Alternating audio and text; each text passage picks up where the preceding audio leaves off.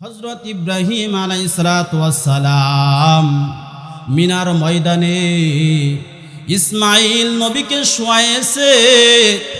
আর ইসমাইল নবীকে শোয়ানোর পরে আল্লাহু আকবার বলিয়া হাত উপরে তুলেছে, ছুরি উপরে তুলেছে, আল্লাহু আকবার বলে ফেলেছে। তাহলে যখন গরু আপনি শোয়াইছেন, হাত উপরে তুলেছেন, আল্লাহু আকবারও বলে ফেলেছেন, এখন গলাতে ফেস দিতে কতটুকু সময় লাগবে বলেন? সময় লাগবে? সময় লাগবে না। ফেরেশতারা, আকাশের ফেরেশতারা কান্না করতেছে, জমিনের ফেরেশতারা কান্না করে, আল্লাহ আপনার ইব্রাহিমকে থামান। আর যদি সন্তান পিতার হাতে জবাই হয়ে যায়, এ ঘটনা বড় করুণ হয়ে যাবে আল্লাহ।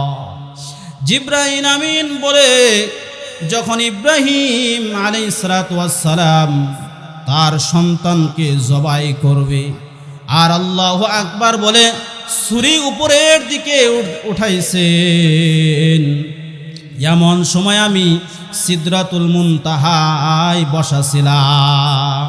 একবারে পৃথিবীর এক প্রান্তে সিদরাতুল মুনতাহা। এই সময় আমাকে আল্লাহ বলে, এ জিবরাইল যাও, জান্নাত থেকে একটা দুম্বা নিয়ে যাও, আর কি করো, একটা লোহার টুকরা নিয়ে যাও, ইসমাইলের গলার উপরে ফেলে দাও। ইব্রাহিম যতই ফেসাক গলা যাতে না কাটে। জিবরাইল আমিন চিন্তা করতেছে, হাই হাই, এত দূরে আমি কি আজ যাইতে পারবো কিনা? জিবরাইল আমিন ডাক দে বলে, বান্দা, আমার 600 পাখা দিয়ে আমি যখন পাখা মেরে আমি এরকম জমিনে আসলাম, আর ইব্রাহিম নবী আল্লাহু আকবার বলে যখন তার সন্তানের গলার উপরে ছুরি রাখবে, জিবরাইল আমিন বলে এত দূর থেকে এসেও দেখি এখনো ইব্রাহিমের ছুরি ইসমাইলের গলার ভিতরে পৌঁছে না।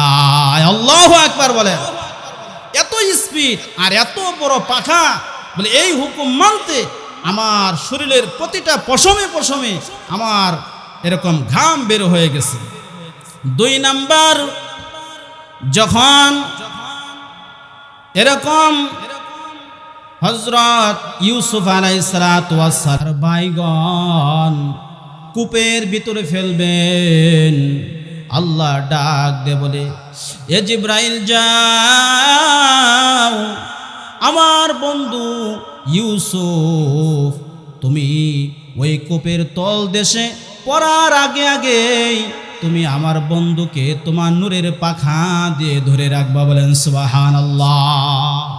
বলে এই সময়ও আমি সিদরাতুল মুনতাহায় আর এত জোরে পাখা মেরেছি যে নবী চিন্তা করতেছে আমি যেতে পারবো কিনা। এই হুকুমও আমি পালন করেছি, আর এই হুকুম পালন করতে যাইয়া আমার শরীরের প্রতিটা পশমে ঘাম বেরিয়ে গেছে। আল্লাহু আকবার।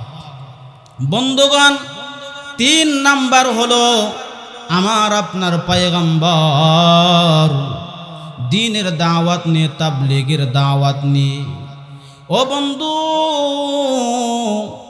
মক্কার অলিতে গলিতে যখন যায়, তায়েফের ময়দানে যায়, তায়েফবাসীগণ দ্বীনের দাওয়াত কবুল করে নাই, যুবকদেরকে লেগিয়ে দিয়েছে কাঁটাযুক্ত পাথর নিয়ে, নবীজিকে আঘাত করতেছে, শরীরের রক্ত জর্জরিত হয়ে গেছে। ওই সফর সঙ্গে ছিল হযরত উসামা রাদিয়াল্লাহু তাআলা আনহু। ও বন্ধু, রক্তে যখন রঞ্জিত হয়ে গেছে, ডাক দে বলে, উসামা একটা কাপড় দিয়ে আমার রক্তগুলো মুছে ফেল। এই রক্ত যদি আমার এই তায়েফবাসীরা চিনল না, তারা আমার দ্বীনের দাওয়াত কবুল করলো না, কিন্তু এই রক্ত যদি জমিনে পড়ে যায়, আল্লাহ কিন্তু সহ্য করবে না, আযাব দিয়ে এদেরকে ধ্বংস করে ফেলবে। ও বন্ধু, শরীর থেকে রক্তগুলো কাপড় দিয়ে মুছে মুছে একদম কাপড়টা ভিজিয়ে ফেলেছে। কত রক্ত ঝরেছে।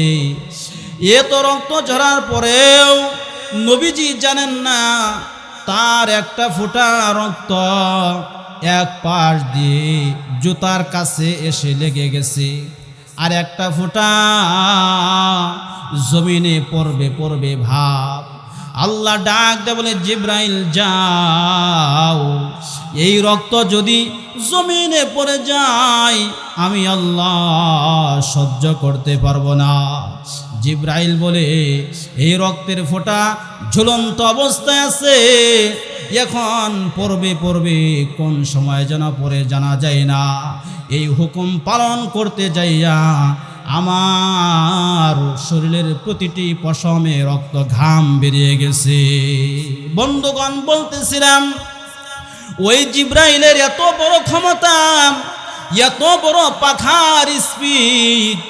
আল্লাহ রাসূলকে জিব্রাইল আমিন ডাক দে বলো, গো পয়গম্বর, আমি আল্লাহর কাছে অনুমতি চাইলাম, আমাকে একটু জান্নাতের ময়দানটা দেখতে দাও। আল্লাহ বলে, তুমি পারবা না, তুমি জান্নাত দেখার তোমার শক্তি নাই। আল্লাহ পারমিশন দেওয়ার পর, ওগো পয়গম্বর, আমি 1 বৎসর নয়, 2 বৎসর নয়, 5 বৎসর নয়, 10 বৎসর নয়, আমার এই 600 পাখা দিয়ে আমি দীর্ঘ 70 বৎসর ওই মাজিদ নামে, ময়দানে মাজিদ নামে জান্নাতুল ফিরদাউসের ভিতরে আমি পাখা মারলাম। 70 বছর পরেও আমি কি করলাম না, আমি জান্নাতের এক প্রান্ত থেকে অপর পর্যন্ত পৌঁছতে পারলাম না। বলেন আল্লাহু আকবার। এজন্য বন্ধুগণ, 1 জাররা পরিমাণ ইমানদারকে আল্লাহ তাআলা 10 দুনিয়ার সমান জান্নাত দান করবে, শুধু একটু কোরআনের সহবতে থাকার কারণে। ও বন্ধুগণ, এ কোরআন এত বড় লাভজনক ব্যবসা। আল্লাহ বলে, বান্দা, প্রতিটি হরফে হরফে তোমার আমল নামায় কোরআনের তিলাওয়াতের সওয়াব আমার আল্লাহ দান করবে। বলেন সুবহানাল্লাহ। এ কোরআনকে চ্যালেঞ্জ করেছেন অনেক বুদ্ধিজীবীরা, অনেক বিজ্ঞান বৈজ্ঞানিকরা, কিন্তু এ কোরআনের ভুল ধরতে যাইয়া তারা তাদের নিজের ভুল ধরিয়া ফেলেছে, আর ইসলামের পতাকা নিচে আসতে তারা বাধ্য হয়েছে। বলেন সুবহানাল্লাহ। অবশ্যই তারা আসছে। বন্ধুগণ, এ কোরআনকে যদি প্রশ্ন করা হয়, কোরআন তোমার মতো একটা কোরআন কি নাজিল করা সম্ভব? আল্লাহ ডাক দেয়া বলে, কুল্লা ইন জিতামাতিল ইনসু ওয়াল জিন্নু আলা আইয়াতু বিমিসলি হাদাল কোরআন। ও বন্ধু, যে মানুষ এবং জিন জাতি মিলেও যদি এ কোরআনের মতো একটা কোরআন নাজিল করার জন্য যদি চেষ্টা করে, তাহলে সম্ভব হবে না, কখনো পারবে না। আল্লাহ তাআলার কাছে আবারও যদি প্রশ্ন করা হয়, আল্লাহ, ওগো কোরআন, 114টা সূরা তো পারবো না, তাহলে কি কয়েকটা সূরা পারবো, 10টা সূরাও কি পারবো কিনা? ওই কোরআন বলে দেয়, আম ইয়াকুলুনা ইফতারা কুল ফাআতু বিআশরি সুওয়ারিম মিসলিহি ইন কুনতুম সাদিকিন। বলে, তোমরা যদি তোমাদের কথায় সত্যবাদী হও, তাহলে কোরআনের এরকম 10টা সূরা নাজিল করে দেখাও। 10টা সূরাও কি পারবে? কোরআন অপর জায়গায় বলে দেন, না না, 10টা সূরা কেন, একটা সূরাও পারবে না। ওয়া ইন কুনতুম ফি রাইবিম মিম্মা নাযালনা আলা আবদিনা ফাআতু বিসূরাতিম মিন মিসলি ওয়াদউ শুহাদাআকুম মিন দুনিল্লাহি ইন কুনতুম সাদিকিন। আল্লাহু আকবার। এ কোরআনের সমপরিমাণ কোরআনও নাজিল করতে পারবে না, কোরআনের 10টা সূরার মতো 10টা সূরাও নাজিল করতে পারবে না। সামান্য পরিমাণ কোরআন নাজিল করতে পারবে না। বলেন সুবহানাল্লাহ। কোরআনকে যদি প্রশ্ন করা হয়, কোরআন তুমি কোন মাসে নাজিল হয়েছ, কোরআন সুন্দর করে জবাব দিয়ে দিবে, শাহরু রমাদান আল্লাযী উনজিলা ফীহিল কুরআন। কোরআন ডাক দিয়ে বলবে, আমাকে আল্লাহ রমজান মাসে নাজিল করেছে। বলেন সুবহানাল্লাহ। শুধু তাই নয়, কোরআনকে যদি বলেন, ও কোরআন তোমাকে রমজান মাসে নাজিল করেছে বুঝলাম, তবে তুমি দিনে না রাতে তুমি নাজিল হয়েছ। কোরআন ডাক দিয়ে বলবে, ইন্না আনজালনাহু ফি লাইলাতিল কদর। বলবে, আমি এমন একটা রাতে নাজিল হয়েছি, লাইলাতুল কদরের রাত্রে নাজিল হয়েছে। বলেন সুবহানাল্লাহ। লাইলাতুল কদরের রাত্রে আমি নাজিল হয়েছি। আল্লাহু আকবার।